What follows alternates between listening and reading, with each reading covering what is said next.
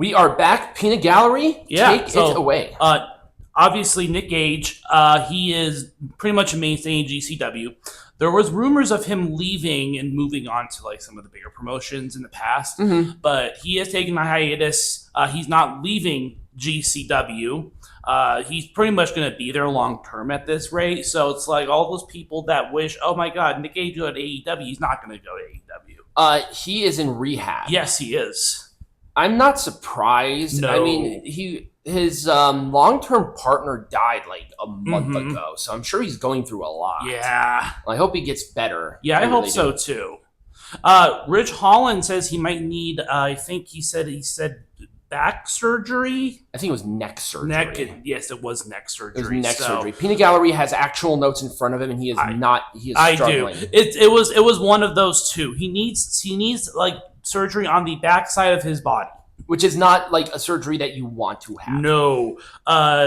Does that mean he's going to be back in the ring anytime soon? I don't think so. I highly doubt it. I don't know what happened where they actually... Well, hopefully it's not a huge deal. Like, It's something that you can, it's a minor fix. Right. Hopefully it's not a surgical thing. Hopefully he doesn't need to have surgery. If he needs to take a couple of year hiatus, then come back, he can. Now, just do what Shawn Michaels did. Right. He is also a little bit older, too. He is. I am not mistaken. He is older. Yeah. Sir Mo. This was so stupid. Yeah. No, not him dying. People expecting WWE to pay for his treatments. Like, okay, he asked. WWE has no obligation. No, because he left like 30 fucking years ago. Yeah. A lot of you weren't even alive. Yeah. But he had a kidney transplant in 2018, a severe COVID event in 2022, and he has had more recent hospitalizations with blood infection and pneumonia. So It just sounds like he's had a lot of health issues that kind of led to his unfortunate passing, because he was only 58. I know. When he passed away. So, but yeah, he was very early on. Like, he was WWE in the Attitude Era. He wasn't like a current superstar. No, not Attitude Era. He was New Generation. He was before that. He was with King Mabel. He was. That's right. Yeah, he was the singer. Like, what? No. He was there until like 2000, I think, is when he left. Right, something like that. Oh shit, I didn't realize. Yeah. Well, they said like 30 years, so I'm assuming like 90. No, this is like this. He was during the Attitude Era as well. He was. I don't remember him there. Well, I remember him with Mabel and doing the dancing and all that. I do remember that. Yeah. I don't remember anything outside of that. I could be wrong, though. I mean, he's obviously most well known for his tag team. So. Right. I love that Peanut Gallery has notes, and he is just messing up. Yeah. So Chris Bay is able to pretty much live independently, speaking of neck surgeries. I know. I'm so glad about that. Yeah, because we were talking a year ago about his chances of even being able to walk again being, like, slim to none. I do not think he is going to wrestle again. I don't think so. I think it's just going to be way too careful. It's not impossible for somebody to come back after Edge came back after Shawn Michaels came back after. I mean, maybe if he takes part in some experimental things like what Rey Mysterio and a lot of people have done with like the stem cells. Yeah. There is a possibility. He is also young. So there is always a possibility he could make a comeback because his body is able to heal better. Right. But he's pretty much at this rate just taking his time with it. I'm glad. Yeah. I'm hoping that he does. Now, eventually, I hope he does get back in the ring, even if it's on a part-time capacity. But, I mean, that was a very bad injury. The dude, I think, if I'm not mistaken, he almost died. He did. It's crazy. Yeah, I know he was given like a 3% chance to even walk. Yeah, that's crazy. Yeah. So I'm glad that he can live independently now. Yes. So that's a big step forward. Let's put it that way. That's a big step forward. So WBD is actually now up for sale officially. Up for sale. We don't know who is going to end up buying it. However, it might affect AEW's potential future streaming / broadcasting rights, and or even like parts of AEW, because there is that rumor going around that WBD has a stake in AEW. Yep. So if they're up for sale, then obviously that stake that they have with AEW is a part of that deal. Right. And what does that mean? How much power does Warner Brothers Discovery have when it comes to AEW, period? Now, the thing is, AEW is locked in their contract through 2027, 2028. Right. So if another media company does end up buying it, then they have to honor that contract, because the contract is also a part of the there's an out early clause, though. So if AEW continues to fucking hemorrhage money, they're like, man, we really need to get eyes back on this product. I don't think we're going to accept 477,000 people on a Wednesday. This is not going to happen. So Mercedes Moné is actually going to finally defend one of the international titles that she won. Which one? It is the Betsia Women's Championship. It's the Italian promotion that she stole. Oh, yeah. It says she stole. she stole the title from the Italian promotion. She stole this in July and hasn't returned since July. It's ridiculous. Now, there is something to be said, though, about one of the promoters actually said that they really like the exposure that they get for Mercedes holding the belt. I just don't know what exposure. I don't know, but that's just something I heard. I think it was another one of the wrestling promotions from Europe. So my presumption is maybe they're getting a few more views from overseas now. Maybe. I don't see it as viable. Then there was that whole drama with if Mercedes is even making money, where I think somebody said she's not, but then a promoter who tried to book Mercedes said that her fee for her to compete there was like $25,000. That's so stupid. It's like there is absolutely no There's no way she can be worth that much money.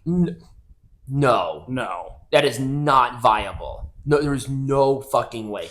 Now, if she was part of WWE, well, the $25,000, the promoter showed proof that was in the contract. So her not making money on these indie shows is ludicrous. Yeah. Absolutely ludicrous. Now, Tony Khan might say, hey, I'll pay for the fee if you go over there. That might make sense. But yeah, fun stuff. So stupid. Marco Stuntz, we got an update to where he ended up, and he ended up selling cars at a car dealership in Tennessee. So it's Mississippi. Oh, it's Mississippi. He does credit wrestling with helping him land that job. Yep.